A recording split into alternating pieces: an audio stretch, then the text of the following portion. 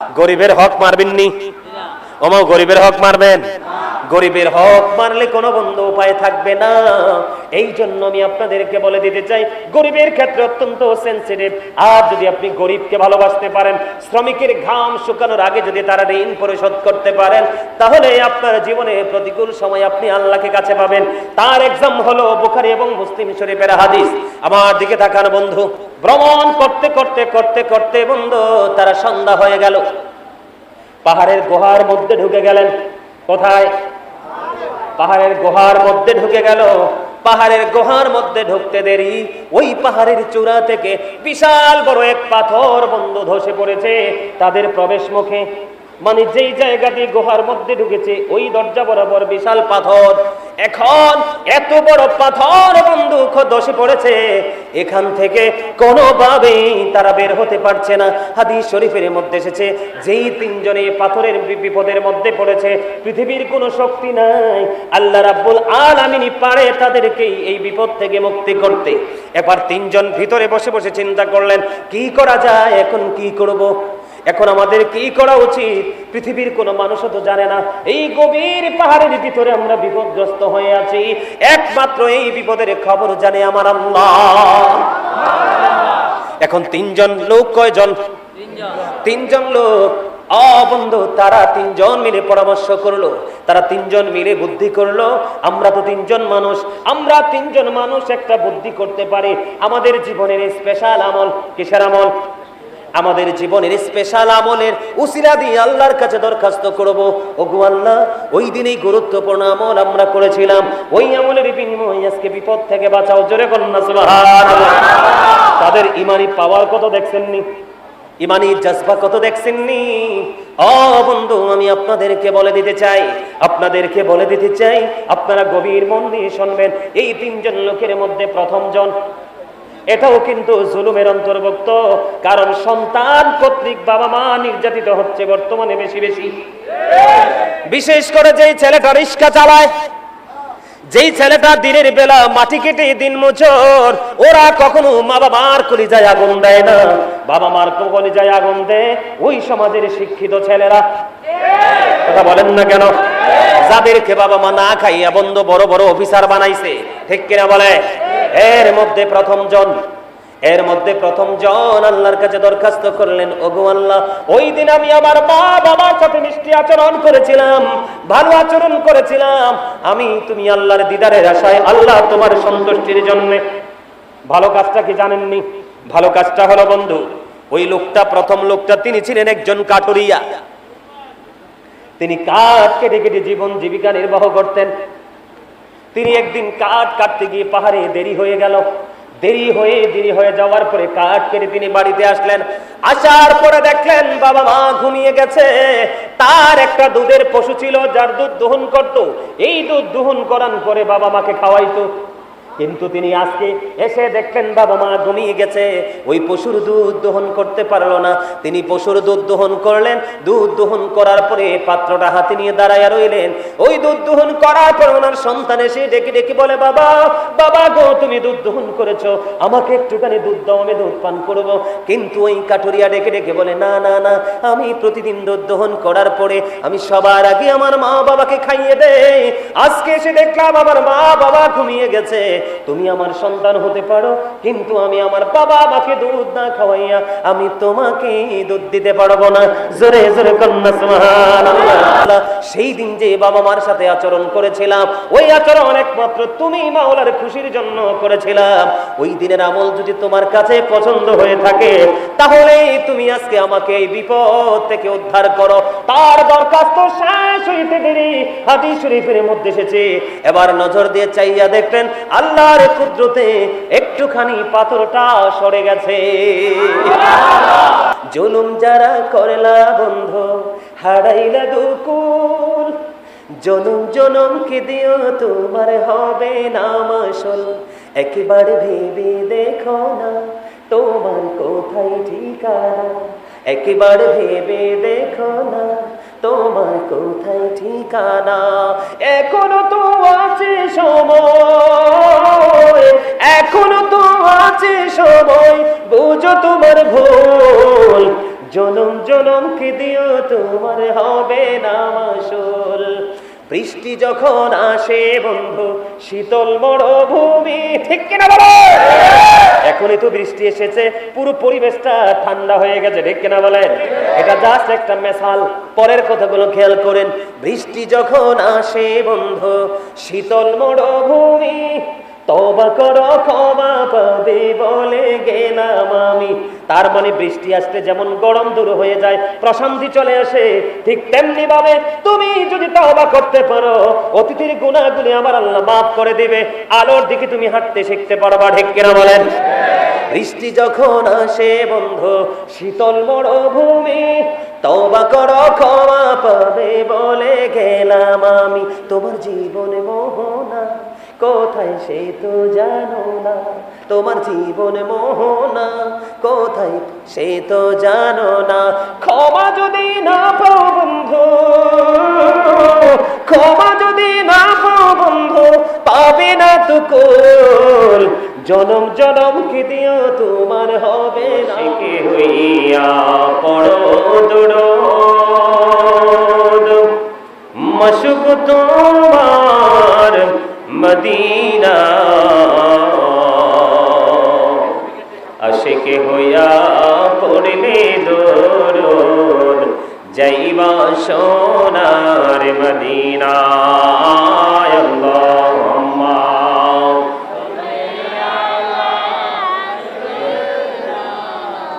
মাওলানা মুহাম্মদ ওয়া আলা আলি সাইয়্যিদিনা মাওলানা মুহাম্মদ। লা ইলাহা ইল্লাল্লাহ, লা ইলাহা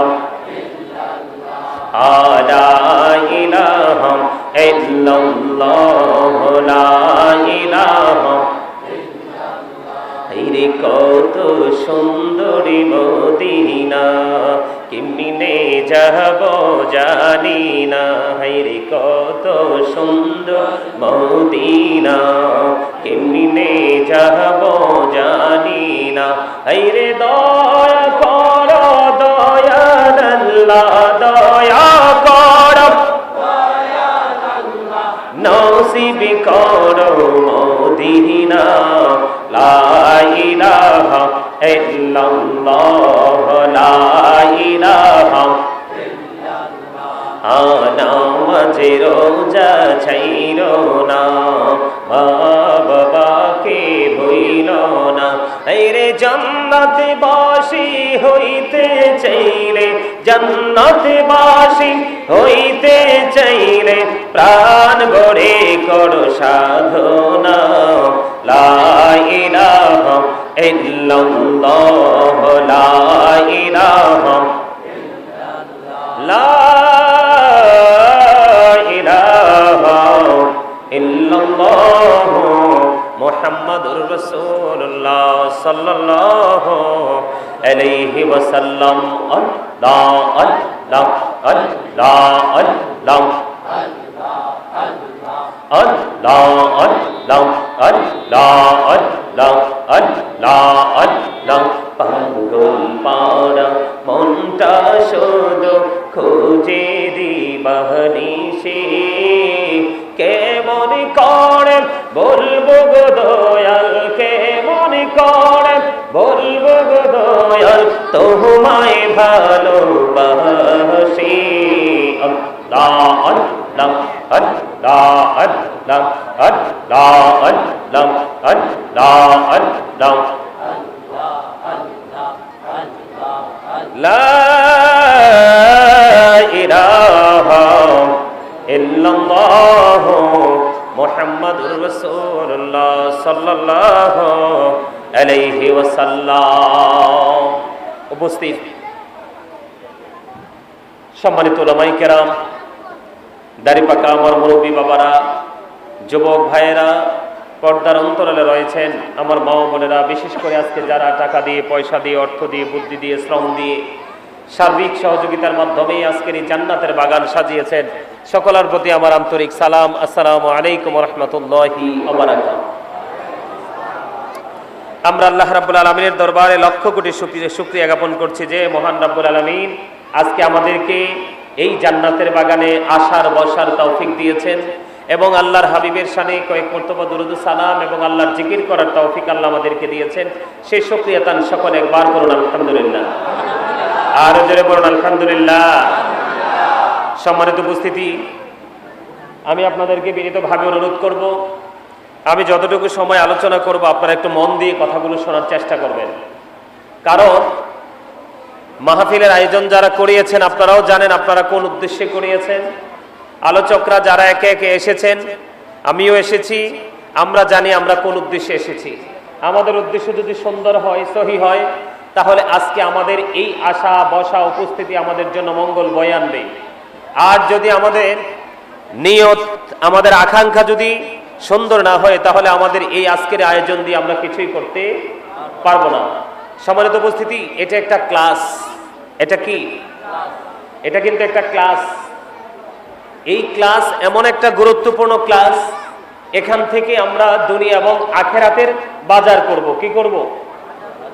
দুনিয়ারও আখেরাতেরও, প্রেজেন্ট এন্ড ফিউচার, দুটো প্লেস, এই দুটো জায়গাকে, দুটো স্থানকে আলোকিত করতে হলে আমাদেরকে আলেম ওলামা, হক্কানি আলেম ওলামাদের সাথে বন্ধুত্বের কোনো বিকল্প নেই। আমি আপনাদেরকে বিনীতভাবে অনুরোধ করব, যাদের কথা বলার ইচ্ছা আছে দয়া করে তারা এখান থেকে চলে যাবেন। কারণ নামাজ পড়লেই নামাজি হওয়া যায়, দান করলেই দানবীর হওয়া যায়। কথা কি বুঝে আসছে? ক্লাসে গেলেই শুধু স্টুডেন্ট হওয়া যায় না। সম্মানিত উপস্থিতি, আজকে তেমনি ভাবে মাহফিলে আসলেই শুধু আজকে নিয়ামত পাওয়া যাবে না। মাহফিলে আসার পরে আপনার আমার মধ্যে দুটো জিনিস রাখতে হবে। কয়টা? কয়টা? দুটো জিনিস। একটা হলো প্রেম, মানে আল্লাহ রাব্বুল আলামিনকে পাওয়ার অনেক বড় স্বপ্ন থাকতে হবে। আর দুই নাম্বার হলো এটার পাশাপাশি আপনার আমার মধ্যে থাকতে হবে তাকওয়া, আপনার আমার মধ্যে থাকতে হবে ভয়, আপনার আমার মধ্যে থাকতে হবে সচেতনতা। তাহলে আমরা সফল হতে পারবো। এটা আমার কথা নয়, আল্লাহ রাব্বুল আলামিন পবিত্র কালামে হাকিমে স্পষ্ট করে বলে দিয়েছেন, আল্লাযীনা আমানু, যারা ঈমান এনেছে, ওয়া কানু ইয়াত্তাকুন, এবং তাকওয়া অবলম্বন করেছে, লাহুমুল বুশরা, তাদের জন্য সুসংবাদ, ফিল হায়াতিদ দুনিয়া, দুনিয়ার জীবনে, অফিল আখিরা, এবং পরকালের জীবনে। আওয়াজ তুলে বলেন সুবহানাল্লাহ।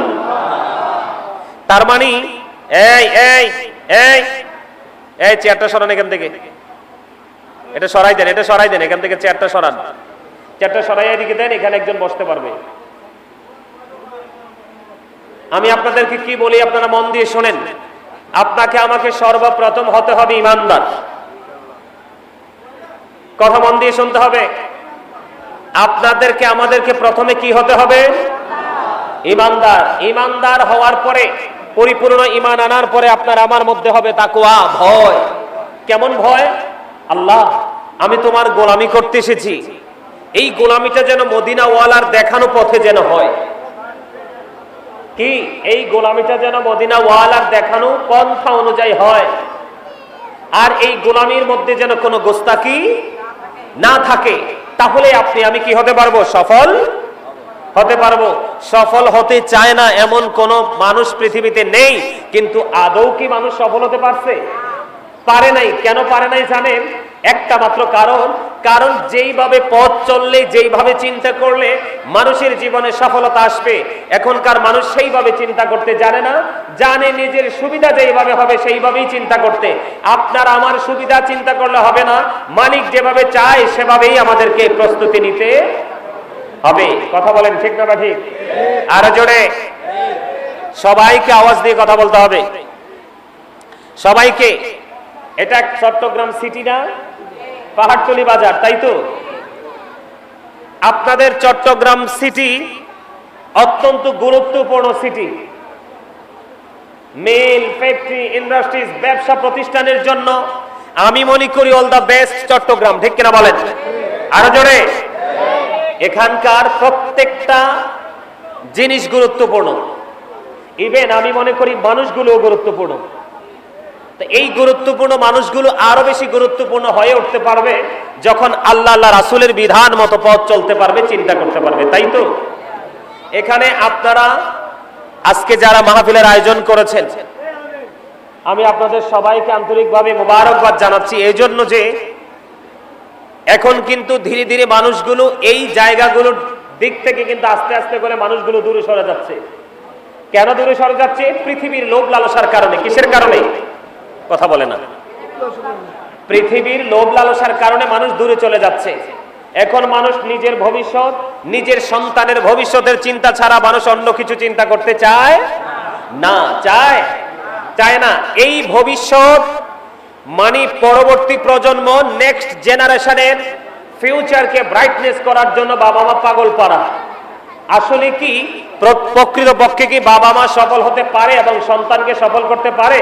পারে না। এই জন্য পারে না যে আমি আগেও বলেছি, এখনো বলছি যে এই জন্য পারে না আমরা আল্লাহ রাসূলের বিধান মতো পথ চলছি না। আমি আপনাদেরকে বলি, এটা শিল্প কারখানা, ব্যবসার জায়গা না? আরো জোরে বলেন না, ব্যবসার জায়গা না? ব্যবসার জায়গা। এই ব্যবসার জায়গা শব্দটা মনে রাখবেন। আমি আজকে এই জায়গাগুলো নিয়ে আলোচনা করব, আপনারা ধৈর্য ধরে শুনবেন। রাজি আছেন তো? সবাই রাজি আছেন তো? এখানে কোনো সাউন্ড দিবা না কিন্তু। সাউন্ড দিলে সবাইকে এই আউটসাইডে দিয়ে, এটা জান্নাতের বাগান। এখানে সর্বোচ্চ প্রেম নিয়ে বসতে হবে এবং সচেতনতা নিয়ে থাকতে হবে যে আপনার আমার দ্বারা যেন কোনো ত্রুটি না। আজকের জন্য না, সারা জীবনের জন্য মনে রাখবেন। আল্লাহ রাব্বুল আলামিন পবিত্র কালামে হাকিম স্পষ্ট করে বলে দিয়েছে, join with my dear people, come to my paradise. You listening my lecture very attentively. আপনাদের সবাইকে বলছি, আমার কথা মন দিয়ে শুনতে হবে আপনাদেরকে। Stop your mouth everybody. আপনাদের সকলের জবানকে বন্ধ রাখতে হবে। আর যদি মনে করেন না আমি জবান বন্ধ রাখবো না, আমি বলবো I say go to your seat, আপনি আপনার বাসায় চলে যাবেন। ঠিক? আমার কথাগুলো একটু স্ট্রেট ফরওয়ার্ড হয়ে গেছে, খারাপ লাগারই কথা, কিন্তু সত্য কথা সব সময় তিতা হয়। কি হয়? ওমা কথা বলেন না কেন? আরে জোরে। এই জবান দিছি কি জন্য? আল্লাহ ভালো মন্দ খাওয়ার জন্য। হ্যাঁ, চা দোকানে বসে বসে, বাজারে, তিন রাস্তার মোড়ে চা দোকানে বসে বসে মানুষের গীবত করার জন্য। ইয়াং জেনারেশন যারা ফ্রেন্ড সার্কেলকে নিয়ে আপনার অপ্রাসঙ্গিক ভাবে বক্তব্য দেওয়ার জন্য। কি জন্য দিছে? হ্যাঁ, আল্লাহর জিকির করার জন্য। কি করার জন্য? এই সবার দৃষ্টি থাকবে এইদিকে। এই মিয়া, আপনি এখানে বসেন, একটা চেয়ার নিয়ে এখানে বসেন। আমি বললে কাজ করবেন, এখন আর আপনার না, পুরো দায়িত্ব আমার। এইখান থেকে এই সীমানা পুরোটাকে কন্ট্রোলিং এর দায়িত্ব কার? কথা বলে না কেন? আরে আপনারা তো সবাই এই মুহূর্তে আমার স্টুডেন্ট। ওমা জি কন্যা দি কি নিজেকে হামসে বড় কোন হে? অনেক বড় মনে হয়। হ্যাঁ, আলেম। ও ভাই আরেকটা কয় অবশ্য বলে।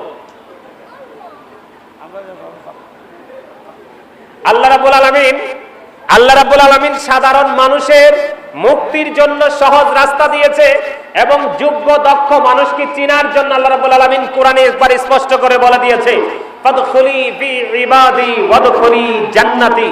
আল্লাহ বলেছেন, join with my dear people, আমার প্রিয় লোকেদের সাথে যুক্ত হও। কাম টু মাই প্যারাডাইস ওয়াদখুলি জান্নাতি, আমার জান্নাতে চলে আসো। আওয়াজ করে বলুন সুবহানাল্লাহ।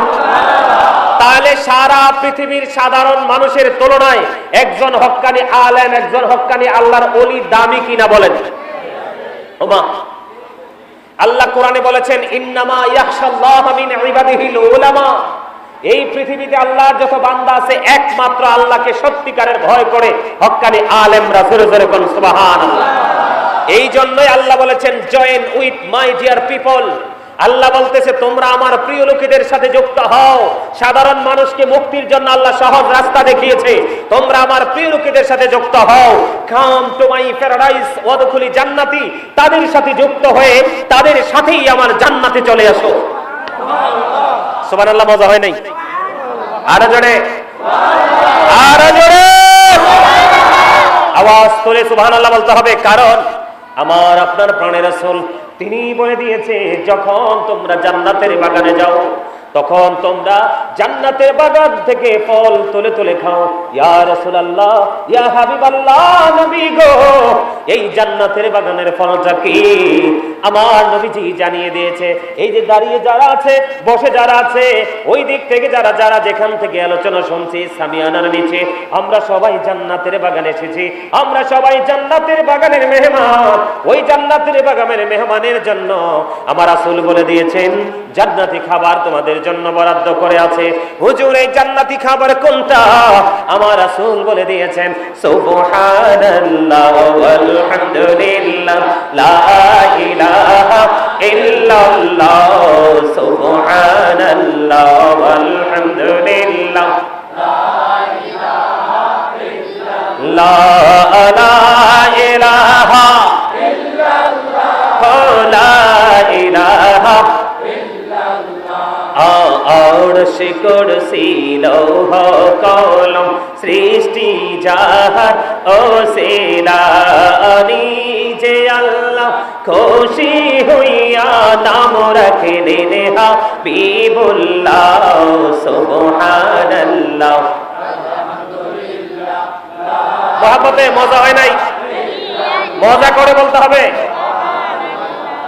আলহামদুলিল্লাহ লা ইলাহা ইল্লাল্লাহ লা ইলাহা ইল্লাল্লাহ লা ইলাহা ইল্লাল্লাহ নবীর সাথী নবী সাইয়া যারে আল্লাহ পাঠাইলা নবীর সাথী নবী সাইয়া যারে আল্লাহ পাঠাইলা আনি যে আল্লাহ দোস্ত বলে তাহার প্রেমে মজিলা সুবহানাল্লাহ ওয়ালহামদুলিল্লাহ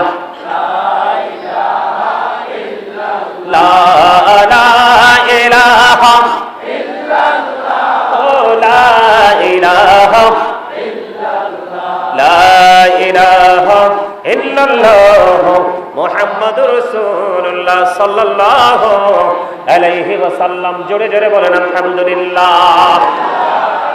অনলাইনে আলোচনা শোনেন এমন কেউ কি এখানে আছেন? আমার আলোচনা অনলাইনে শোনেন এরকম লোক এখানে আছে? হাত তোলেন তো কে কে আছেন? সোজা করে, একদম সোজা করে। জি বসেন। হাত নামান। যারা আমার আলোচনা শোনেন তারা তো এই জিকির একবারে হৃদয় থেকে মুখস্থ করার কথা। কারণ আমার যত জিকির আছে গোটা পৃথিবীর মানুষের কাছে সবচেয়ে প্রিয় জিকির হলো সুবহানাল্লাহ আলহামদুলিল্লাহ জিকির। আর যারা বলেন আর জোরে। এই যে সুবহানাল্লাহ বলছেন, এটা হলো আমরা জান্নাতের বাগানের মেহমানদের জন্য জান্নাতি খাবার। বলে হুজুর এটা আবার কেমনে খাবার হলো? পৃথিবীতে মুমিন, পৃথিবীতে মানুষ দুই ধরনের খাবার তৈরি করে। কয় ধরনের? মুমিন প্রতিদিন দুই ধরনের খাবার খায়। একটা হলো তার দেহের খাবার, আর একটা হলো রুহের খাবার। এই সুবহানাল্লাহ জিকির করলে রুহের প্রশান্তি আসবে, তার মানে এটা রুহের খাবার। জোরে কোন সুবহানাল্লাহ। আর এই দুনিয়ার হাট বাজারে আমরা যেটা খাই এটা হলো দেহের খাবার। তাহলে মুমিনের জন্য দেহের খাবারের চাইতে এটার গুরুত্ব অনেক বেশি, ঠিক কিনা বলেন? আমি যেটা বলতে চেয়েছি আমার কথা শোনেন। আল্লাহ রাব্বুল আলামিন আপনাকে আমাকে জবান দিয়েছে আল্লাহর জিকির করার জন্য। কি করার জন্য? আল্লাহর জিকির করার জন্য। এই আল্লাহ বলেছেন remember me then I will remember you. আল্লাহ বলেছেন ফাযকুরুনি আযকুরুকুম, তোমরা আমাকে স্মরণ করো আমি তোমাদেরকে স্মরণ করব। ওয়াজ বোঝেন নাই? খেয়াল করছেন বিষয়টা কত প্রেমময়? আপনি পৃথিবীর জমিনে বসে বসে মাওলার জিকির করবেন, আর মাওলা কোরআনে কথা দিয়েছে, পবিত্র কোরআন সাক্ষী, আল্লাহ কথা দিয়েছে তোমরা পৃথিবীতে যদি আমাকে স্মরণ করো আমি তোমাদেরকে স্মরণ করব। আল্লাহ অঙ্গীকারবদ্ধ। তাহলে আপনার আমার জিকির করার দরকার আছে না নাই? আর যারা বলেন আছে না নাই? আর যারা বলেন আছে না নাই? তাহলে জিকির কি একটু বলি, তারপরে আমি আমার ওয়াজে যাই। ব্যবসা শব্দটা মনে রাখবেন। কোন শব্দটা? ব্যবসা শব্দটা মনে রাখবেন। সুবহানাল্লাহ বলা এটাও জিকির, আলহামদুলিল্লাহ বলা এটাও জিকির, আল্লাহু আকবার বলা এটাও জিকির, লা ইলাহা ইল্লাল্লাহ বলা এটাও জিকির, নামাজ পড়েছেন ওইটাও জিকির, হজ করেছেন ওটাও জিকির, কাউকে খারাপ ভালো কাজে ডেকেছেন এটাও জিকির, কাউকে মন্দ কাজ করতে দেখলে তাকে থামিয়ে দিয়েছেন ওটাও জিকির। তাহলে আমাদের কোনো লস আসেনি, শুধু লাভ আর লাভ। যদি আমরা লাভের নিয়তে করি, ঠিক কিনা বলেন? আরো জোরে বলেন। যদি আমরা লাভের নিয়তে করি তাহলে শুধু লাভ আর লাভ। তবে জিকির কিভাবে করবেন? জবান দিয়েও করা যায়, অন্তর দিয়েও করা যায়। আল্লাহর হাবিব বলেছেন, জবান এবং অন্তর দুটো মিলে যে জিকির করা হয় ওটাই হলো সবচেয়ে উত্তম জিকির। আরো জোরে। তাহলে সুবহানাল্লাহ আলহামদুলিল্লাহ বলতে তো দেরি করবেন না। এই এই তাড়াতাড়ি বুট খেয়ে শেষ করেন, এটা খাওয়ার জায়গা না কিন্তু।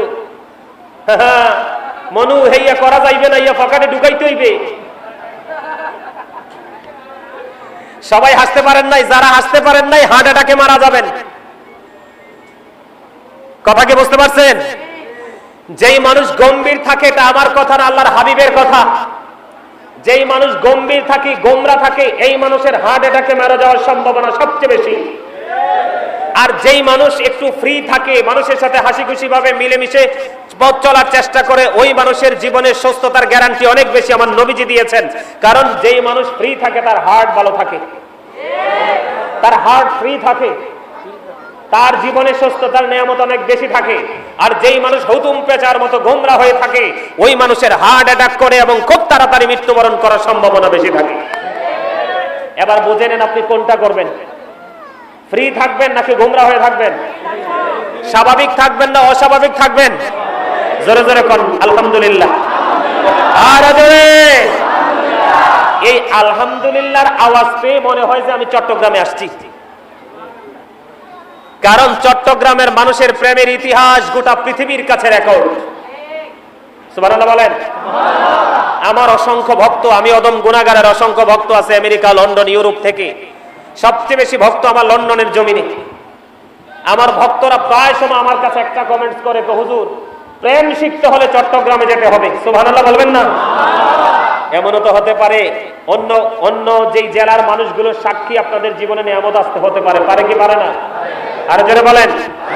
আপনাদেরকে খুশি করার জন্য বলছি না, আমি এই ঈদে মিলাদুন নবী আসছে পর থেকে প্রত্যেকটা শুক্রবারে আপনাদের চট্টগ্রামে, আগামী শুক্রবারেও চট্টগ্রামে আসবো। আমারও খুব পছন্দের জায়গা চট্টগ্রাম। তাদের মাহফিলে গত বছর আসছিলাম, তাদের আদর আপ্যায়ন আতিথেয়তা দেখে আমি অনুপ্রাণিত হয়েছি। এই কারণে আবারও খুব অল্প সময়ের মধ্যে এই প্রোগ্রামটা রাখছি। এটা কিন্তু অল্প সময়ের মধ্যে রাখছি। আলহামদুলিল্লাহ বলেন। আরে জোরে। হক্কানে আলেম এবং হক্কানে ওলিদের সাক্ষী সাধারণ মানুষের জন্য অনেক বড় নিয়ামত। আরে জোরে কোন সুবহানাল্লাহ। তাহলে আমি বলি, আমরা ব্যবসা করি, করি কি করি না? এটা ব্যবসার একটা কারখানা কিনা? ব্যবসার এরিয়া তো। প্রত্যেকটা সিটি, এখন প্রত্যেকটা জায়গায় ব্যবসায়িক কেন্দ্রবিন্দু হিসাবে গড়ে উঠতেছে। আমার আজকে আলোচনা হলো জুলুম নিয়ে। কি নিয়ে? কোন কোন সেক্টরে আমরা কিভাবে জুলুম করতেছি, তাও নিজের উপর নিজে, অন্যের উপর না। নিজের উপর নিজে কিভাবে জুলুম করতেছি, আমি সেই বিষয় নিয়ে আজকে আপনাদের সামনে আলোচনা করব। তার আগে আমি আপনাদেরকে বলে রাখি, আমরা যে ব্যবসার মাধ্যমে হোক, যেই কোনো ভাবে হোক, মানুষকে ঠকাচ্ছি, মানুষের হক মারতেছি। বিশেষ করে বর্তমানে শ্রমিকদেরকে ঠকায় মহাজনরা। আর ম্যাক্সিমাম ব্যবসায়িক বিক্রেতা ক্রেতাকে ঠকায়। এই আপনার আরো আগে এই চট্টগ্রামে দেখছি পেঁয়াজের দাম আকাশ ছোঁয়া, কিন্তু গোডাউনে পেঁয়াজ টনে টনে পৌঁছে গেছে। হচ্ছে কিনা বলেন? তো আপনারা বলেন, যারা আমরা কিনে খাই, ব্যবসায়িকরা আমাদেরকে ঠকাইছে কিনা? আর বলেন। একটা গোডাউনে মানুষের মধ্যে ক্রাইসিস চলতেছে, মানে খাবার নাই, এটার চাহিদা অনেক বেশি। ঠিক সেই সময়ের মধ্যে একজন মালিক, একজন মহাজন যদি গোডাউনের মধ্যে মাল স্টক করে রেখে দেয়, এদিক দিয়ে মানুষ কষ্ট পাচ্ছে, এই উপার্জিত অর্থটা ওই মালিকের জন্য হারাম। আরো জোরে বলেন। আরো জোরে। কারণ এই আসমান জমিনের মালিককে, এই আসমান জমিন কার জন্য বানাইছে? আমাদের জন্য। কার জন্য? আমাদের জন্য। আল্লাহ রাব্বুল আলামিন পবিত্র কালামে হাকিম স্পষ্ট করে বলে দিয়েছেন, ফি আইয়ি সূরাতিন মা শাআ রাক্কাবাক। আল্লাহ ক্রিয়েটেড দ্য মাইন্ড। আল্লাহ বলতেছে, আল্লাহ মানুষকে আল্লাহর মন মতো করে বানাইছে। সুবহানাল্লাহ। একটা মানুষ বুকে হাত দিয়ে বলতে পারবে না, বলে হুজুর আমাকে আল্লাহ আল্লাহর মন মতো করে বানিয়েছে, কিন্তু আমি আল্লাহর মন মতো করে চলেছি, এটা মানুষ বলতে পারবে না। কারণ মানুষ অন্যায় হোক, অপরাধ হোক, জুলুম হোক, যেই কোনো ভাবে ধনী হতে চায়, ধনী হওয়ার কম্পিটিশন মানুষের মধ্যে অনেক বেশি। ঠিক না বেঠে? আজকে আমি আপনাদেরকে সেক্টর গুলো বুঝে বুঝে বুঝাবো। বন্ধুরে আমার, এই যে আমরা ধনী হচ্ছি, আমরা অর্থ উপার্জন করতেছি জোর জুলুম অন্যায় অত্যাচারের মাধ্যমে, পরের হক নষ্ট করার মাধ্যমে। আমার দিকে তাকান, কোট করে নিয়ে যান, মোবাইল থাকলে রেকর্ড করে নিয়ে যান। আল্লাহ রাব্বুল আলামিন সূরা আল ইমরানের 185 নম্বর আয়াতের শেষ অংশে বলে দিয়েছেন, ওয়ামাল হায়াতুদ দুনিয়া ইল্লা মাতাউল গুরুর। এই দুনিয়ার জিন্দেগি একটা ধোঁকা, একটা প্রতারণা ছাড়া কিছুই না। বলতেছে কে? আল্লাহ রাব্বুল আলামিন সূরা আল ইমরানের 185 নম্বর আয়াতের শেষ অংশে। এই এখানে ইশারা চলবে না, যা বলার আমি বলবো। ওয়াজ কি আমার বুঝতেছেন? মনোযোগ দিয়ে শুনতে হবে কিন্তু। আল্লাহ আমাদেরকে সুন্দর করে বানাইছে। সূরা ইনফিতর আল্লাহ বলতেছে 30 পারায়, ওয়াজ কার? আমি যা আপনাদেরকে জানাচ্ছি মেসেজটা। আল্লাহ রাব্বুল আলামিন বলতেছে দুনিয়াটা ধোঁকা। সূরা আলে ইমরান 185 নম্বর আয়াতে। আবার এই দুনিয়াতে আপনাকে আমাকে আল্লাহ রাব্বুল আলামিন অনেক সুন্দর করে বানাইছে, যা আসমান জমিন চন্দ্র সূর্য সবকিছুর চাইতে বেশি। সুবহানাল্লাহ বলেন না? লাকাদ খালাকনাল ইনসানা ফি আহসানি তাকবীর। আসমান জমিন চন্দ্র সূর্য যা কিছু আছে সব কিছুর চাইতে সুন্দর হলো মানুষ। কোরআন শরীফে 30 পারা সূরা 3 আমার আল্লাহ ওয়াজ করতেছে, জোরে জোরে বলুন না সুবহানাল্লাহ। একদিকে বলতেছেন মানুষকে আল্লাহ সুন্দর করে বানাইছে, মন মতো করে বানাইছে, আরেকদিকে বলতেছে মানুষ সবচেয়ে সুন্দর। আরেকদিকে আল্লাহ বলতেছে আল ইমরানের 185 নম্বর আয়াতে, এই দুনিয়াটা একটা ধোঁকা। কোথায় যাবেন? চিন্তার বিষয় কিনা বলেন? বন্ধুরে আমার, জালেম যারা তাদের জন্য ধোঁকা, আর যারা মুমিন তাদের জন্য বড় নিয়ামত। কারণ কবর দুই রকম হবে। আমার দিকে তাকান, কবরটা দুই রকম হবে। আমার রাসূল জানিয়ে দিয়েছে, আল কবরু রুজতুম মির রিয়াদিল জান্নাতি হুফরাতুম মিন হুফারিন নার। আমার রাসূল বলে দিয়েছেন, কবরটা জান্নাতের একটা বাগান হবে, জাহান্নামের একটা গর্ত হবে। যারা সঠিক পথে চলবে তাদের জন্য কবর জান্নাত, আর যারা বেঠিক পথে চলবে তাদের জন্য জাহান্নাম। এই দুনিয়ার মধ্যেও আল্লাহ রাব্বুল আলামিন বলেছেন, যারা দুনিয়াতে সঠিক পথে চলবে তাদের জন্য বড় দুনিয়া নিয়ামত, তারা হলো সৃষ্টির মধ্যে শ্রেষ্ঠ সুন্দর। আমার রাসূল বলেছেন, যার জবান এবং হাতের গতিতে কি অন্য মুসলমান নিরাপদে থাকে, সে হলো সৃষ্টির মধ্যে সবচেয়ে উত্তম। আর জোরে বলেন না সুবহানাল্লাহ। সত্যম সে মুমিন। আপনাকে আমাকে বুঝে নিতে হবে, আপনি আমি কি করতেছি সেটা আপনাকে আমাকে আইডেন্টিফাই করতে হবে। বন্ধুরি আমার, এখন আমি আসি আমার মূল জায়গায়। আপনাদের ব্যবসার মধ্যে মিথ্যা কথা বলেন কি বলেন না? আরো জোরে বলেন। আল্লাহ যে মানুষকে সুন্দর করে বানিয়েছে, মানুষ কি সুন্দর করে কি করে না? মানুষ সুন্দর করে না। এখন বন্ধু জিতা বড় চ্যালেঞ্জিং, কিন্তু ঠগা একেবারে সহজ। আপনি কোথাও গেলে জিততে পারবেন না, তবে সহজে ঠকতে পারবেন। কারণ এখনকার মানুষ নিজে জিততে চায়, অন্যকে কখনোই জেতাতে চায় না। কথা বলেন না কেন? যারা নিজে জিততে চায় তারাই নিজের উপর নিজে যেন জুলুম করতেছে। কারণ সূরা ইউনূসের 44 নম্বর আয়াতে আমার আল্লাহ বলেছেন, ইন্নাল্লাহা লা ইয়াজলিমুন নাসা শাইআন ওয়ালাকিন্নান নাসা আনফুসাহুম ইয়াজলিমুন। আমার আল্লাহ বলেছেন, আল্লাহ বান্দার উপর জুলুম করে না, আল্লাহ বান্দার উপর অত্যাচার করে না, বান্দা নিজেই নিজের উপর অত্যাচার করে। জোরে জোরে বলুন আল্লাহু আকবার। আমার কথাগুলো পয়েন্টগুলো ফাইন্ড আউট করতে থাকেন, কোট করতে থাকেন। আমি মূল আলোচনায় পড়ে যাচ্ছি। আগে আমি আপনাদেরকে চতুর্দিক দিয়ে একটুখানি টাচ করে করে যাচ্ছি বন্ধু, পরে যেন আপনাদের বুঝতে খুবই সহজ হয়। আল্লাহ বলেছেন সূরা ইউনূসের 44 নম্বর আয়াতে, আল্লাহ বান্দার উপর জুলুম করে না, আল্লাহ বান্দার উপর অত্যাচার করে না, বান্দা নিজেই নিজের উপর অত্যাচার করে। যারা অত্যাচারী আল্লাহ বলতেছেন আল্লাহু লা ইউহিব্বুয যালিমিন, যারা অত্যাচারী আমার আল্লাহ বলতেছেন অত্যাচারীকে আমার আল্লাহ পছন্দ করে না। আমার আল্লাহ তারপরে বলেছেন যারা অত্যাচার করতেছে তোমরা সাবধান হয়ে যাও।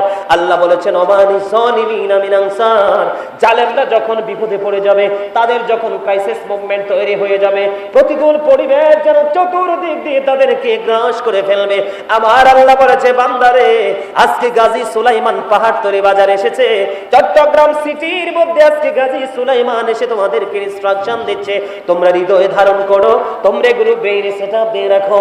কারণ হলো তোমাদের হায়াতের গ্যারান্টি নাই রে, যেই কোনো মুহূর্তে তোমাদের মৃত্যু হতে পারে, এই মৃত্যুর আগেই তোমাদেরকে ওপারের বাজারটা করে নিতে হবে। আমার আল্লাহ বলে দিয়েছেন যারা অত্যাচারে তোমরা যখন বিপদে পড়বে, আমার আল্লাহ বলেছেন তাদের জন্য আমার আল্লাহ কোনো সাহায্যকারী রাখে না।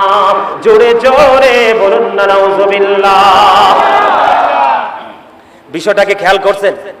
আল্লাহ কিন্তু বান্দার উপর জুলুম করে না, বান্দা নিজে নিজের উপর জুলুম করে। আর যারা জালেম আল্লাহ তাদেরকে ভালোবাসে না, পছন্দ করে না, তারা যখন বিপদে পড়ে যায় রে, আমার আল্লাহ জানিয়ে দিয়েছেন তাদের জন্য আমার আল্লাহ কোনো সাহায্যকারীও রাখে নাই। জুড়ে জুড়ে বলেন না নাউজুবিল্লাহ। এবার আমি আপনাদেরকে বলে দিতে চাই বন্ধু, আমার রাসূল জানিয়ে দিলেন, ব্যবসায়ীদেরকে ডেকে ডেকে বলতে থাকলেন তোমরা মনে রাখো কাল কিয়ামতের দিন ব্যবসায়ীদের অবস্থা অত্যন্ত বিপজ্জনক হবে, অত্যন্ত ভয়ঙ্কর হবে। কারণ যারা ব্যবসার মাধ্যমে তার ক্লায়েন্টকে ঠকিয়েছে, জোরে জোরে কন্যা নাউজুবিল্লাহ। আবার ব্যবসার মাধ্যমে যারা তার শ্রোতাকে, তার ক্রেতাকে, তার ক্লায়েন্ট যিনি ক্রেতা, যিনি বিক্রেতা কি করলেন, কৌশল করে তাকে কি করলেন, ঠকিয়ে দিলেন। তার জন্য বড় গজব, তার জন্য বড় অভিশাপ। আল্লাহর হাবিব বলেছেন ব্যবসা করতে গেলে কখনো তোমরা শপথ করিও না, আল্লাহর কসম, এটা ভালো এই শব্দ কখনো ইউজ করো না। আল্লাহর হাবিব বলেছেন তোমরা কখনো কসম করো না, কখনোই তোমরা দোষ ত্রুটি লুকিয়ে তোমরা ব্যবসা করো না। জোরে জোরে কন্যা সুবহানাল্লাহ। তোমরা মিথ্যা কথা বলো না, কসম করো না, দোষ ত্রুটি গোপন রেখে কোনো পণ্য তোমরা বিক্রি করো না। আল্লাহর হাবিব বলেছেন যতক্ষণ না পর্যন্ত ক্রেতা এবং বিক্রেতা একসাথে থাকবে, বুঝে নেবেন কথা। তার মানে আমি এবং আমার চাচা আমরা দুজন কিন্তু পাশাপাশি, আমার চাচা বিক্রেতা, আমি ক্রেতা, অথবা আমি বিক্রেতা, আমার চাচা ক্রেতা, আমরা দুজন কাছাকাছি কিনা। ধরেন আপনার এখানে কেউ নাই, আমি আপনাদেরকে সহজে বুঝিয়ে দিচ্ছি। আপনারা হয়তো এক্সপেরিয়েন্স ম্যান, আপনার অনেক ভালো অভিজ্ঞতা আছে, অতি সাধারণ মানুষগুলো বুঝবে না।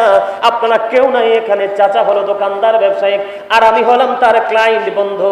আমি এখন দুজনেই আমরা বেচাকিনি করলাম, কি করলাম, দুজন যতক্ষণ পর্যন্ত একসাথে থাকবো ততক্ষণ পর্যন্ত ও বন্ধু দুজন বেচা কিনির মধ্যে দুজনের প্রতি সমান অধিকার থাকবে। আমি নিব বলে আমি নিতে পারবো না, উনি দিবে বলবে, একটু পরে হিসাব মিলিয়ে তিনি দিতে পারবে না। এই দুজন যখন একসাথে থাকবো যেই কোনো কিছুই দুজনের মধ্যে বৈধ, কিন্তু আলাদা হয়ে গেলে আর এটাকে বৈধতা দেওয়া যাবে না।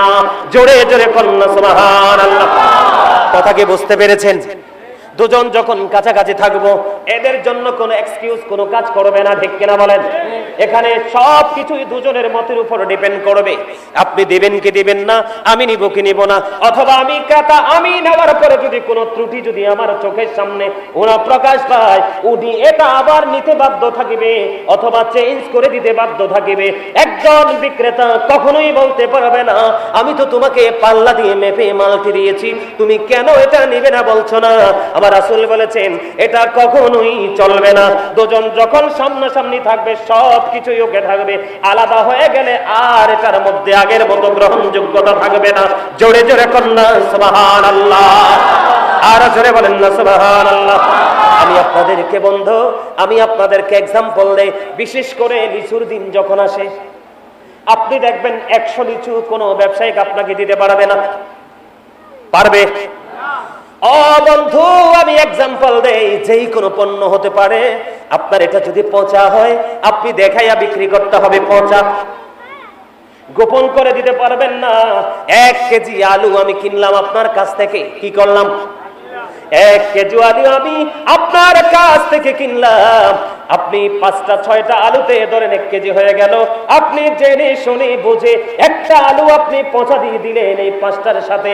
আল্লাহর হাবিব বলেছে রে তোমার বাকি 5টা আলুর দামও তোমার জন্য হারাম হয়ে গেল, কারণ তুমি জুলুম করেছো নিজের উপর নিজে, পচা জিনিস দিয়েছো তোমার ওই কাস্টমারকে, আর টাকা নিয়েছো তুমি একেবারে সমান করে।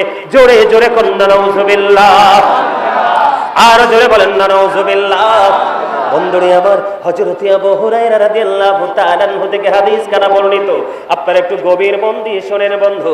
আল্লাহর হাবিব সরকারে মদিনা তিনি বন্ধু খাদ্যের যে স্তূপের কাছে দিয়ে তিনি যাচ্ছিলেন, খেয়াল করেন খাদ্যের স্তূপের কাছে দিয়ে যখন যাচ্ছিলেন তিনি তখন পবিত্র হাত মোবারক ওই খাদ্যের স্তূপের মধ্যে ঢুকাইয়া দিলেন।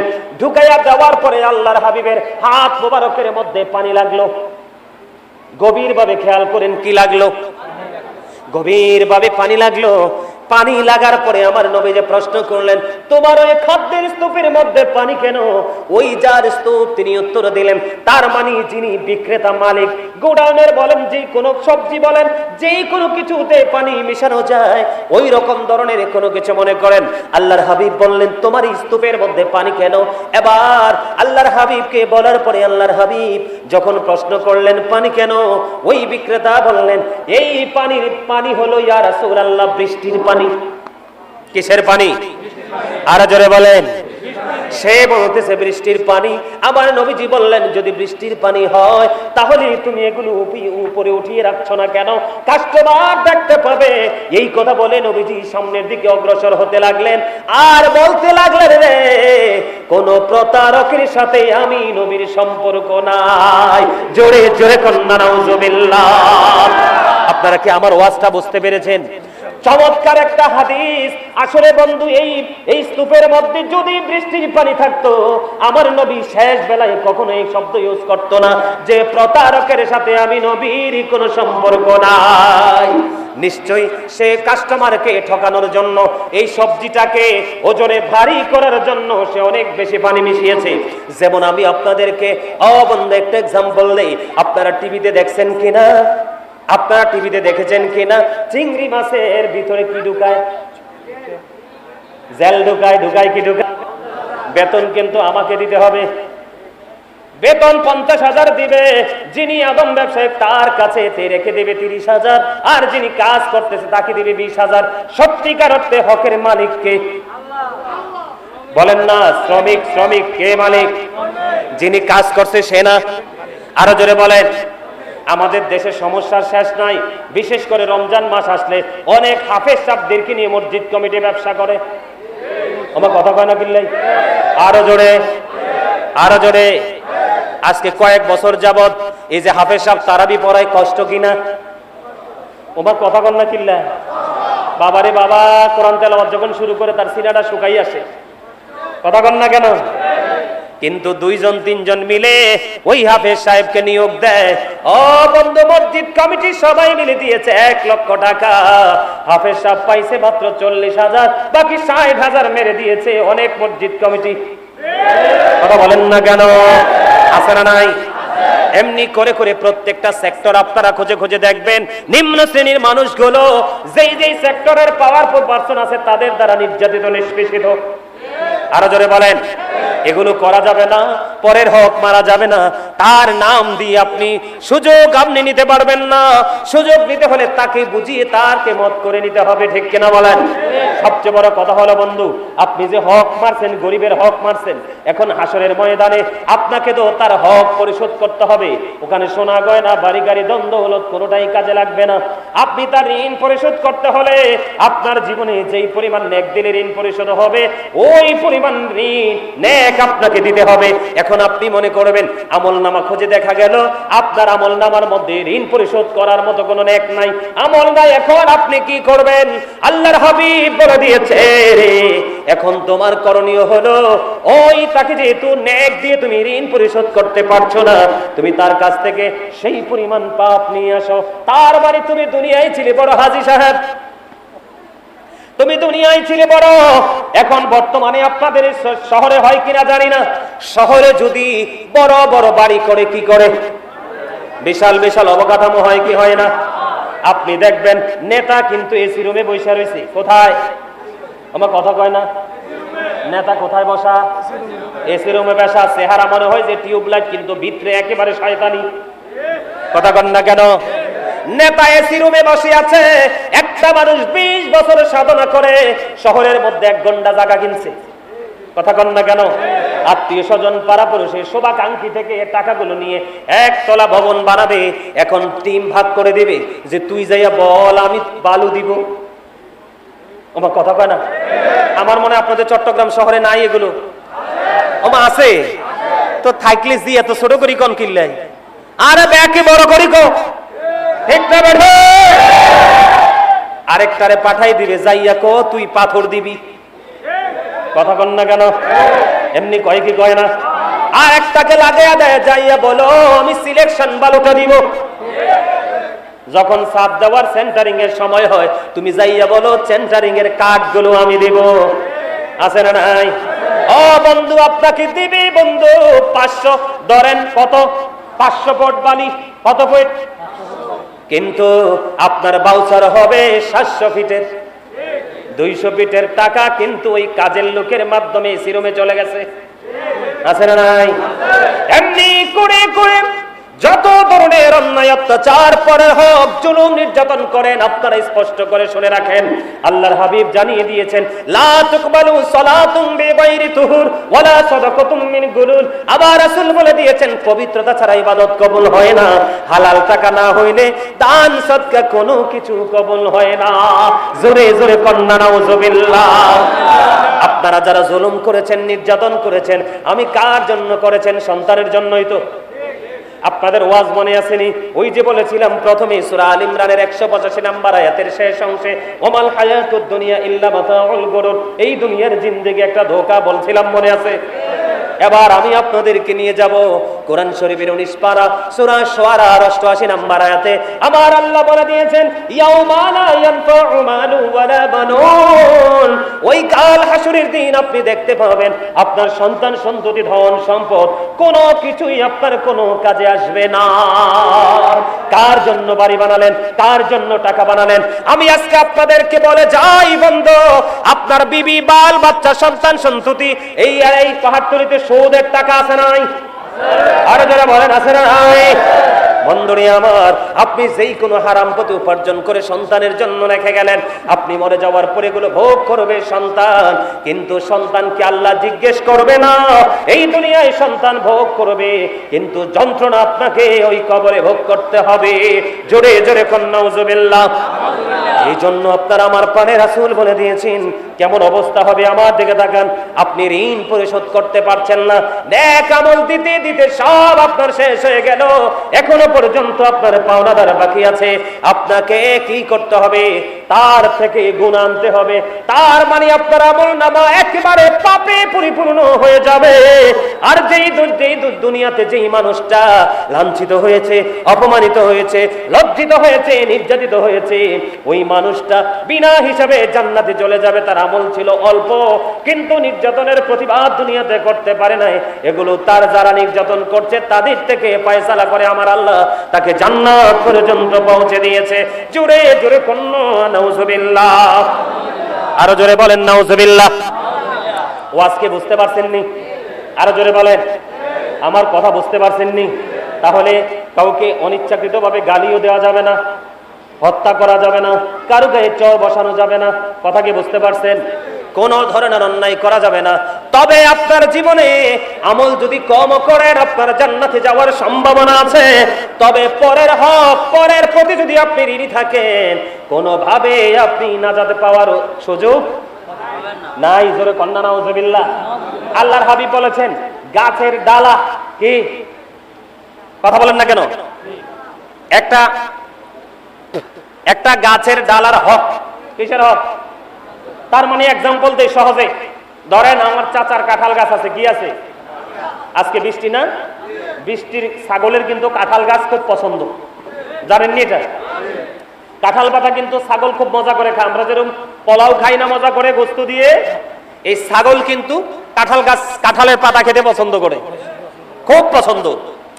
চাচার ধরেন কাঁঠাল বাগান আছে, এই যে বৃষ্টি নামছে, আমি আমার বকরিগুলো নিয়ে কোথায় যাব? ছাগল কিন্তু বৃষ্টি সহ্য করতে পারে না, জানেন নি এটা? পানি লাগলেই পাগল হয়ে যায়, একদম লেজ উঠিয়ে দেয়, দৌড়, যেখানে আশ্রয় পাবে সেখানেই চলে যাবে। এক্সাম্পল দিচ্ছি বোঝার জন্য, চাচার কি বাগান? কাঁঠাল বাগান। আমার আছে 1 ডজন ছাগল, আর নামছে বৃষ্টি, ছাগলও পেটের খিদায় কান্নাকাটি করতেছে, কিন্তু বাগানটা আমার বাড়ির কাছে। চাচা তো ঘুমায়, বৃষ্টি পড়তেছে, টিপ টিপ করে টিনের চালে আরামের ঘুম দিতে চাচা। তা আমিও চাচারে জিজ্ঞেস করার প্রয়োজন মনে করি নাই, আমি রাতের বেলা গিয়ে 4-5টা ডালা কেটে আমার ছাগলকে খাইয়া পেট ভরাইয়া দিলাম। কি করে দিলাম? এখন এই গাছের ডালায় তো জ্যৈষ্ঠ মাস আসলে 10টা কাঁঠাল ধরতো, কথা বলেন না, অথবা 2টা ধরতো, কিন্তু এই বঞ্চিত করলাম কে? আমি, ঠিক কিনা বলেন? এই ডালা যখন বছর যেত, বড় হতো, মোটা হতো, একটা সময় কাঠ হতো, কথা বলেন না কেন? হতো কি হতো না? ধীরে ধীরে ধীরে ধীরে ধীরে ধীরে ধীরে ধীরে বন্ধ বড় হয়ে যেত। এটা সুযোগ থেকে বঞ্চিত করলাম আমি, আমার চাচাকে না বলে সব কিছু নিয়ে নিলাম। এই জন্য আমার চাচার কাছে আমি ঋণী, এই কাঁঠালের ডালার জন্য প্রয়োজন করে। এই জন্য আমি একটা গজল লিখছি, একটুখানি শোনাবনি। রাগ হইতেন না তো? হ্যাঁ, কে কে রাগ হইবেন হাত তোলেন। জুলুম যারা করেলা বন্ধু, গভীর মন দিয়ে, এটা আমি করোনাতে লিখেছি, কারণ অনেক ধনী লোকের অত্যাচারের শিকার হয়েছে গরিব মানুষ, কথা বলে না কেন? তখন ওই করোনা কালে 2019-এ আমি এই গজলটা লিখেছি। যারা আমার আলোচনা শোনেন অনলাইনে, নিশ্চয়ই কেউ না কেউ পেয়েছেন। জুলুম যারা করেলা বন্ধু, হারাইলা দুকুল, জনম জনম কি দিও তোমার হবে না মাসল। একবার ভেবে দেখো না তোমার কোথায় ঠিকানা, একবার ভেবে দেখো না তোমার কোথায় ঠিকানা। এখনো তো আছে সময়, এখনো তো আছে সময়, বুঝো তোমার ভুল, জনম জনম কি দিও তোমার হবে না মাসুল। বৃষ্টি যখন আসে বন্ধু, শীতল মরুভূমি, ঠিক কিনা বলো? এখনই তো বৃষ্টি এসেছে, পুরো পরিবেশটা ঠান্ডা হয়ে গেছে, ঠিক কিনা বলেন? এটা জাস্ট একটা মেসাল, পরের কথাগুলো খেয়াল করেন। বৃষ্টি যখন আসে বন্ধু, শীতল মরুভূমি, তওবা করো ক্ষমা পাবে বলে গেলাম আমি। তার মানে বৃষ্টি আসতে যেমন গরম দূর হয়ে যায়, প্রশান্তি চলে আসে, ঠিক তেমনি ভাবে তুমি যদি তওবা করতে পারো, অতীতের গুনাহগুলো আমার আল্লাহ মাফ করে দিবে, আলোর দিকে তুমি হাঁটতে শিখতে পারবা, ঠিক কিনা বলেন? বৃষ্টি যখন আসে বন্ধু, শীতল মরুভূমি, তওবা করো ক্ষমা পাবে বলে গেলাম আমি। তোমার জীবনে মোহনা কোথায় সে তো জানো না, তোমার জীবন মোহনা কোথায় সে তো জানো না। ক্ষমা যদি না পাও বন্ধু,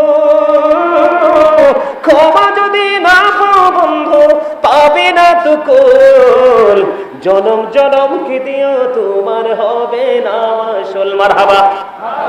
পরের কথাগুলো আরো মজার, অনেক লম্বা গজল, শুনবেন, অনলাইন থেকে শুনবেন বের করে, নীরব সময়, ক্যাশবেসের মধ্যে নয়, শান্ত সময়। আপনারা বলেন প্রত্যেকটা জায়গায় গেলে ঠকতে হয়, ঠিক কিনা বলেন? এটা হলো এক ধরনের জুলুম। কিসের জুলুম? আরেক ধরনের জুলুম হলো আপনাদের শহরে যখন গোডাউনে মাল ঢুকে, কি ঢুকে? আবার অনেক সময় অনেক কোম্পানির সাপ্লায়ার আছে না নাই? আছে, তাদেরকে আমরা বলি কাজের লোক, শ্রমিক। আরো জোরে বলেন না কেন? ও মাসজিদের আওয়াজ দি কমে গেছে, আবার তারপর হরিকো না, আরো বড় হরিকো। ঘুমাইলে ওই জন্য তো দুনিয়া নষ্ট হয়ে যাচ্ছে, এই ঘুমে কিন্তু আমাদেরকে শেষ করে দিচ্ছে। জাগ্রত থাকতে হবে, কন্টিনিউয়াসলি জাগ্রত থাকতে হবে, ঠিক কিনা বলেন? আরো জোরে। এবার আসেন, শ্রমিক কাজ করে কিনা আপনাদের এরিয়ায়? আরো জোরে। অনেক সময় ছোট ছোট নিম্ন শ্রেণীর দিন মজুর গুলো, তাদের বন্ধু পারিশ্রমিক অনেক মহাজন দেয় না, সঠিক আছে না নাই? আরো জোরে বলেন। আছে না নাই? আমি আপনাদেরকে দুইটা হাদিসের অংশ বিশেষ শোনাবো, দুইটা, তাহলে বুঝে পারবেন। কারণ আমি কয়েকটা খণ্ডে টপিক আকারে আজকের আলোচনা করব নিয়ত করে এসেছে, কারণ এমন একটা সাবজেক্ট আমাকে দেওয়া হয়েছে। একটা জায়গায় দাঁড়িয়ে থেকে শুধু আলোচনা করলে চলবে না, আর একটা জায়গায় বেশি বলতে থাকলে আপনারা ভুলেও যাবেন, মনেও থাকবে না। আরো জোরে বলেন, আছে না নাই? আমার রাসূল বললেন, হাদিস শরীফের মধ্যে এসেছে, গরিব কারারে। এবার সাহাবায়ে কেরাম উত্তর দিলেন, ইয়া রাসূলুল্লাহ, ইয়া হাবিবাল্লাহ, নবী গো, গরিব হলো যারা, তারা যাদের টাকা পয়সা ধন দৌলত কোনো কিছু নাই। আমার নবীজি বললেন, না না না, তাদেরকে গরিব বলা হয় না। প্রকৃতপক্ষে গরিব হবে ওরা রে, কারা?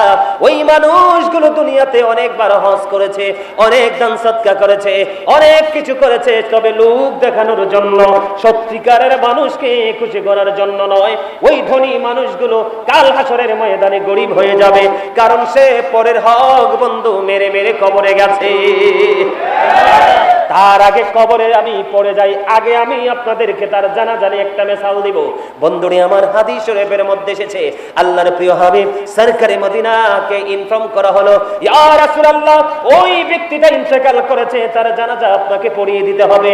আমার নবীজি সঙ্গে সঙ্গে জানিয়ে দিলেন, ও পাহাড়তলির মানুষ, ও চট্টগ্রাম পাহাড়তলির আমার ভাই, আমার বাবা গো, আমি আমার মা, আমি আমার বোনদেরকে হৃদয় দিয়ে ডেকে ডেকে বলছি, হৃদয়ের জানালা করে শোনো, এই জায়গাটা, ওই হাদিস শরীফটা অত্যন্ত সেনসিটিভ এবং গুরুত্বপূর্ণ। আপনারা আমার প্রাণের নবীকে প্রশ্ন করা হলো, আমার নবীজি পাল্টা প্রশ্ন করলেন, ওই লোকটার কাছে কেউ টাকা পাবে কিনা, কোন ঋণ সে কারো কাছে ঋণী আছে কিনা? এবার ডাকাবো, ইয়া রাসূলুল্লাহ, সে 1 দিরহাম মাত্র ঋণী আছে। কি তার মানে? আমাদের বাংলা টাকায় 1 টাকা। কয় টাকা? আমি আমাদের দেশেরটা দিয়ে বুঝাচ্ছি, কয় টাকা? মাত্র 1টি টাকা ঋণী আছে গো। আবার নবীজি ডাক দিয়ে বললেন, না না না না না না, তার জানাজা আমি নবী পড়াবো না। ইয়া রাসূলুল্লাহ, ইয়া হাবিবাল্লাহ, নবী গো, আপনি তার জানাজা পড়াবেন না? কয়, না না না, আমি তার জানাজা পড়াবো না। ইয়া রাসূলুল্লাহ, কেন গো তার জানাজা পড়াবেন না? আবার রাসূল জানিয়ে দিলেন, আমি নবীও যদি তার জানাজা পড়াই, তার জীবনে কোনো সুফল আসবে না, তার জীবনে কোনো নিয়ামত আসবে না। কেন গো নবী? কারণ তার আত্মাটা অন্য জনের কাছে বন্দী আছে। কারণ যতক্ষণ না পর্যন্ত সে অন্যের হক পরিশোধ না করবে, ততক্ষণ তার জীবনে নিয়ামত জুটবে না। আমি নবীও যদি তার জানাজা পড়াই, তার কোনো উপকারে আসবে না। তারপরে হযরত আবু কাতাদা রাদিয়াল্লাহু তাআলা আনহু বললেন, ইয়া রাসূলুল্লাহ, নবী গো, আমি তার ঋণ পরিশোধ করে দিব গো নবী, আমি তার ঋণ পরিশোধ করে দিব। আমার নবীকে এই কথা বলার পরে যখন কাতাদা রাদিয়াল্লাহু তাআলা আনহু ওই ব্যক্তিটাকে, মৃত ব্যক্তিটাকে ঋণ মুক্ত করার প্রতিশ্রুতি দিলেন, তারপরে আমার নবী তার জানাজা পড়িয়ে দিলেন। আমার ওয়াজ কি আপনাদের কাছে মজা লাগে না? লাগে? লাগে তো সুবহানাল্লাহ তো স্লো হলে হবে না, হাসতে হাসতে ফ্রি মোডে সুবহানাল্লাহ বলতে হবে। আপনারা যে ফ্রি আছেন এটা আমাকে বুঝাইতে হবে, না হয় আমি হুট করে বলে ফেলবো যে আমার ওয়াজ শেষ। কথা বলেন না কেন? ওয়াজ কি বুঝতে পারছেন কিনা? আমি ক্লাস করাচ্ছি আপনাদেরকে দুনিয়ার শান্তি, পরকালের মুক্তির জন্য। কিসের জন্য? কিসের জন্য? আমার মাইক দেওয়ার কথা ছিল 10টায়, আমি মাইক পাইছি 11টায়। আমি জাস্ট 12টায় নেমে যাওয়ার কথা, কারণ আমি সিদ্ধান্ত করছি 1.5 ঘন্টা আলোচনা করবো আর আধা ঘন্টা মিলাদ কিয়া মুনাজাত দিয়ে নেমে যাব। কিন্তু এখন কি 12টায় ওয়াজ করার সিস্টেম আছে শেষ করার? হ্যাঁ, দোষ কার? আমার না আপনাদের? বলেন। আমি 160 কিলোমিটার অতিক্রম করে আসছি, আবার 160 কিলোমিটার যেতে হবে। আপনারা তো আশেপাশে চলে যাবেন। এখন যদি চলে যাইতাম, বলতেন গাজী সুলাইমানকে কত ভালোবাসি, কিন্তু উনি লোকটা ভালো না। কথা বলেন না কেন? বলতেন কি বলতেন না? আরো জোরে, আরো জোরে। আমার কথা বুঝতে পারছেন? ওয়াজটি আর একটু করবো? মজা লাগতেছে? 1টি টাকা মাত্র। কয় টাকা? মাত্র 1টি টাকা। অন্যজন তার কাছে পাবে। আমার নবীজি জানাজা দিতে রাজি হলো না। আমার নবীজি আর বললেন, আমিও যদি জানাজা দেই তাতে কোনো তার ফায়দা হবে না। তাহলে বুঝে নেন, এই দুনিয়ার দোকান মালিকরা কাস্টমার, শ্রমিক, কাজের লোকের ঋণ কত বেশি তাদের কাছে পাও না। ঠিক কিনা বলে? এই জন্য বলি the rich are not always happy, ধনীরা সব সময় সুখী নয়। The poor are born to suffer, গরিবরা জন্মগ্রহণ করেছে শুধু ধনী লোক কর্তৃক নির্যাতিত হওয়ার জন্য। কথা কন্যা কিল্লাই। এই বাংলাদেশের গরিব মানুষের যত দুঃখ দুর্দশা, ওই দুর্দশার পিছনের কারণ হলো সমাজের ধনী ধনী ক্যারেক্টারলেস পাওয়ারফুল পারসন। তোমার কথা কন না কিল্লাই। চরিত্রহীন ধনী কে? ক্যারেক্টারলেস। কথা কন না কেন? তার মানে চরিত্রহীন ধনী। যদি চরিত্রবান ধনী হতো, গরিবরা সবচেয়ে বেশি আরাম পাইত। কথা কয় না কেন? নাকি ভুল কথা বললাম? আরো জোরে বলেন। আমি ভুল বলিনি। আমার নবীজি জানিয়ে দিয়েছে, তুমি যদি যুদ্ধের ময়দানে গিয়েও যদি তুমি শহীদ হও, কিন্তু কোন কাজের লোক, কোন শ্রমিক, কোন ফার্মার তোমার কাছে ঋণ পাও না, টাকা পাও না, আমার নবী বললেন তুমি যত বড় ভালো কাজই করো, দিনের জন্য যদি তুমি শাহাদাত বরণ করো, অন্যের হক আদায় না করা পর্যন্ত তুমি জান্নাতে যেতে পারবা না। জান্নাতের গ্রান 500 বছর 400 বছরের দূর থেকে পাওয়া যায়। গরিবের হক মারবেননি? ওমা গরিবের হক মারবেন? গরিবের হক মারলে কোনো বন্ধ উপায় থাকবে না। এই জন্য আমি আপনাদেরকে বলে দিতে চাই, গরিবের ক্ষেত্রে অত্যন্ত সেনসিটিভ। আর যদি আপনি গরিবকে ভালোবাসতে পারেন, শ্রমিকের ঘাম শুকানোর আগে যদি তারা ঋণ পরিশোধ করতে পারেন, তাহলে আপনার জীবনে প্রতিকূল সময় আপনি আল্লাহকে কাছে পাবেন। তার এক্সাম হলো বুখারী এবং মুসলিম শরীফের হাদিস। আমার দিকে তাকান বন্ধু।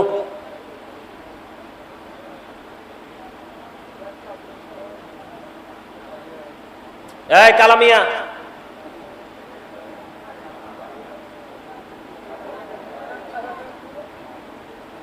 এই কথা কোকায় শুনি।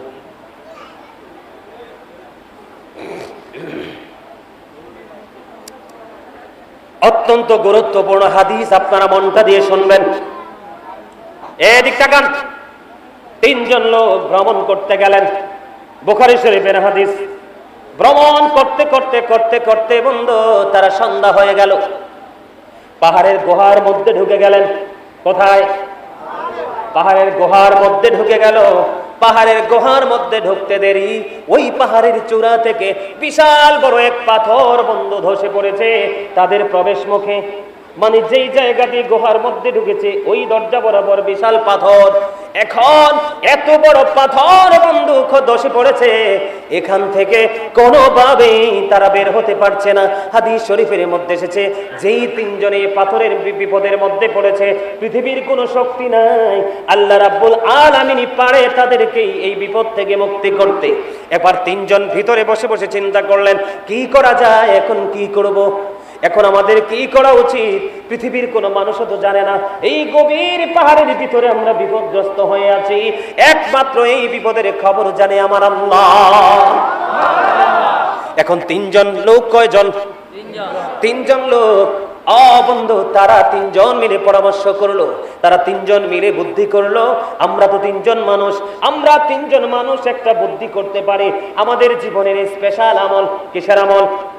আমাদের জীবনের স্পেশাল আমলের উসিলা দিয়ে আল্লাহর কাছে দরখাস্ত করব, ওগো আল্লাহ, ওই দিনই গুরুত্বপূর্ণ আমল আমরা করেছিলাম, ওই আমলের বিনিময়ে আজকে বিপদ থেকে বাঁচাও। জোরে বলুন না সুবহানাল্লাহ। তাদের ইমানি পাওয়ার কত দেখছেননি? ইমানি জজবা কত দেখছেননি? বন্ধু আমি আপনাদেরকে বলে দিতে চাই, আপনাদেরকে বলে দিতে চাই, আপনারা গভীর মন দিয়ে শুনবেন। এই 3 জন লোকের মধ্যে প্রথম জন, এটাও কিন্তু জুলুমের অন্তর্ভুক্ত, কারণ সন্তান কর্তৃক বাবা মা নির্যাতিত হচ্ছে বর্তমানে বেশি বেশি। বিশেষ করে যেই ছেলেটা রিক্সা চালায়, যেই ছেলেটা দিনের বেলা মাটি কেটে দিন মজুর, ওরা কখনো মা বাবার কলিজায় আগুন দেয় না, বাবা মার কলিজায় আগুন দেয় ওই সমাজের শিক্ষিত ছেলেরা। কথা বলেন না কেন? যাদেরকে বাবা মা না খাইয়া বন্ধু বড় বড় অফিসার বানাইছে, ঠিক কিনা বলে? এর মধ্যে প্রথম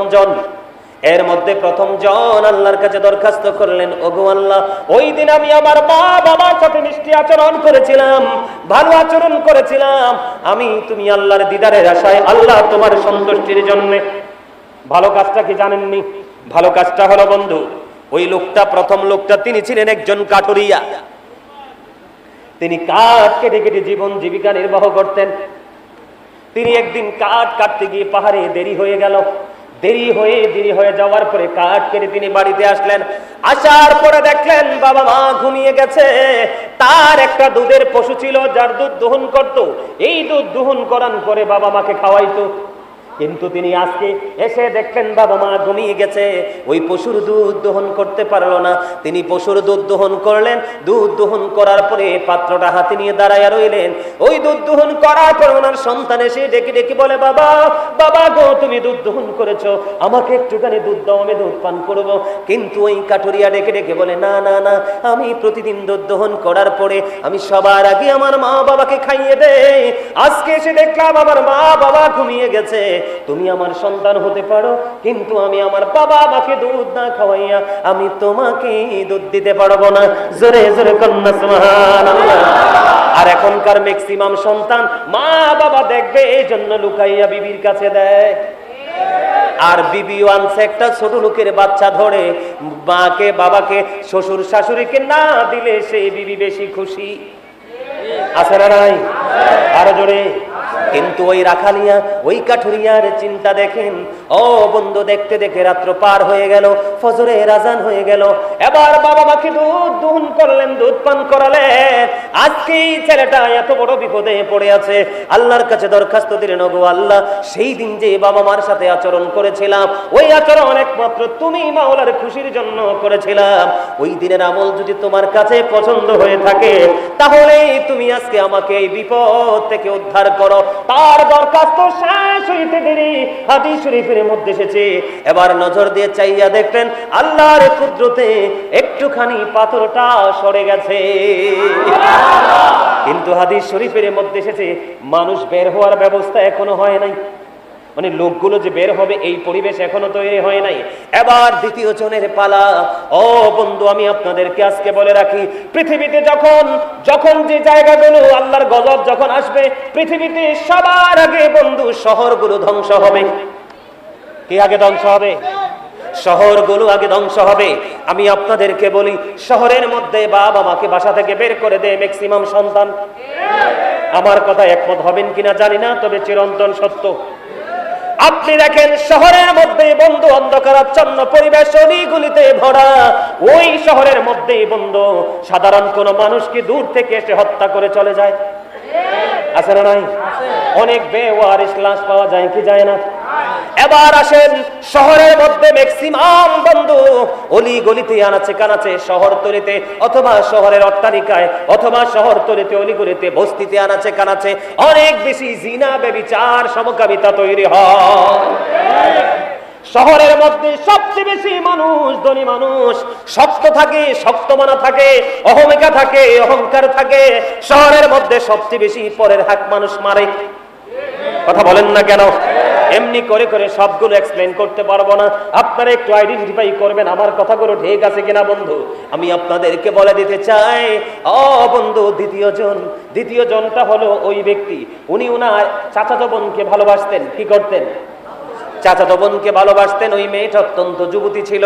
ওই মেয়েটার সাথে সে দৈহিক মেলামেশার চেষ্টা বহুত আগে থেকে করতেছে, কোনোভাবে মেয়েটা তাকে সুযোগ দিচ্ছে না।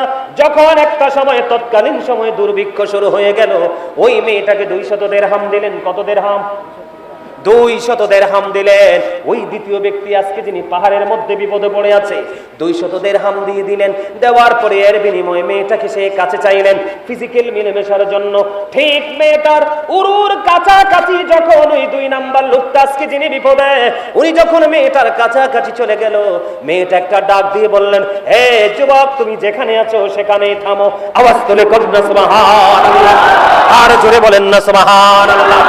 আর এখনকার যুগের নষ্ট মেয়েরা, ও বন্ধু, 3টা 4টা 5টা বাচ্চার মায়েরও সংসার নষ্ট করে ফেসবুকে বেগানা পুরুষের সাথে আড্ডা দিয়ে।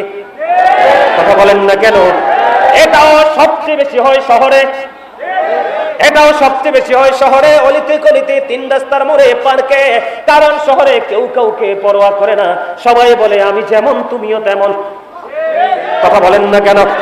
কিন্তু ওই মেয়েটা অত্যন্ত অত্যন্ত গুরুত্বপূর্ণ আলোচনা বন্ধু। পাহাড়তলির মানুষ গত বছর আমার প্রতি যে ভালোবাসা দেখিয়েছে, এই জন্য আমি নিজে থেকে এই আলোচনাগুলো নিয়ে এসেছি। কারণ আমি আজকে যে আয়াত তেলাওয়াত করেছি, আলেমরা বুঝতে পেরেছে আমি একটা আয়াত তেলাওয়াত করেছি। আল্লাহ বলেছেন, ইয়া আইয়ুহাল্লাযীনা আমানু কু আনফুসাকুম ওয়া আহলিকুম নার। আবার আল্লাহ বলেছেন, O believers, save yourself and your families from the fire. আল্লাহ ইমানদারকে রেখে বলেছেন, তুমি জাহান্নাম থেকে বাঁচো এবং তোমার পরিবারকেও জাহান্নাম থেকে বাঁচাও। আমি আজকে আপনাদের কাছে এসেছি আপনাদেরকে বাঁচানোর জন্য। আওয়াজ তুলে বলেন আমিন, আরো জোরে বলেন আমিন। বন্ধুরে আমার, আমি আপনাদেরকে বলে দিতে চাই, এবার কি করলো দেখেন। ওই ছেলেটা যখন মেয়েটার একবারে উরুর কাছাকাছি চলে গেলেন, এটা কিন্তু সিহাসিত্তার অন্যতম হাদিস গ্রন্থ বুখারী শরীফ থেকে এসেছে হাদিস খানা। এবার মেয়েটা বললেন, এই যুবক, তুমি যেখানে আছো সেখানে থামো, আর একটু আমার দিকে এগোবে না। কেন রে, কেন তোমার কাছে আমি এগোবে না? এবার মেয়েটা ডাক দিয়ে বললেন, আমাকে যিনি বউ করে ঘরে নিয়ে যাবে, আমার সতীত্ব, আমার ইজ্জত রক্ষা করার দায়িত্ব আমার স্বামীর জন্য, এটার হক যিনি আমার স্বামী হবে একমাত্র তিনি। আরে জোরে জোরে কন্যা সুবহানাল্লাহ, আরো জোরে বলেন না সুবহানাল্লাহ। এবার ছেলেটার বিবেক কি উঠলো, জাগ্রত হয়ে গেল। এবার ছেলেটা কি করলেন, ওই মেয়েটাকে ছেড়ে অনেক দূরে চলে আসলেন। চলে আসার পরে মেয়েটাকে একটা ডাক দিয়ে বললেন, আমি তোমাকে 200 দিরহাম দিয়েছি, আমি যে তোমাকে 200 দিরহাম দিয়েছি, আমি তোমাকে ওই 200 দিরহামের দাবিও মাফ করে দিলাম। এই ছেলেটা এই কথা বলে এখান থেকে চলে গেল। সুবহানাল্লাহ বলেন না। এই ছেলেটা যখন যুবতী মেয়েটাকে ছেড়ে যখন চলে গেল, ওই ছেলেটা আজকে বিপদে পড়েছে। ওই যে 3 জনের মধ্যে দ্বিতীয় আল্লাহর কাছে দরখাস্ত করার প্রার্থী, এবার এই ছেলেটা আল্লাহর কাছে দরখাস্ত করে দিলেন, ওগো আল্লাহ, ওই দিন আমি সুযোগ পেয়েছি, সুযোগ পাওয়ার পরেও আমি একবারে নির্জনে মেয়েটাকে কাছে পেয়েছিলাম, আমি চাইলে যা ইচ্ছা তাই আমি করতে পারতাম, একমাত্র তুমি মালার সন্তুষ্টির জন্য আমি ওই সুযোগ পাওয়ার পরেও আমি মেয়েটাকে ছেড়ে চলে এসেছি।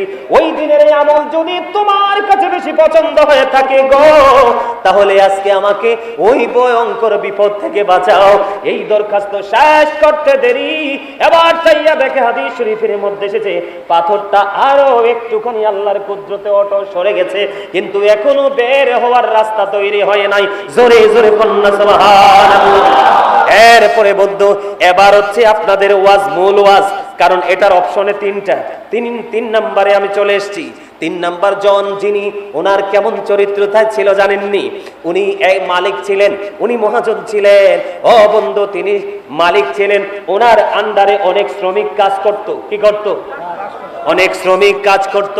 অনেক শ্রমিক কাজ করতে গিয়ে একদিন একজন শ্রমিক তার বেতন না নিয়ে চলে গেল এখান থেকে। আজকে ওই পাহাড়তলির সমস্ত ব্যবসায়ী, এই পাহাড়তলির সমস্ত মানুষের জন্য এইটুকুই যথেষ্ট, আর বেশি ওয়াজের প্রয়োজন নেই।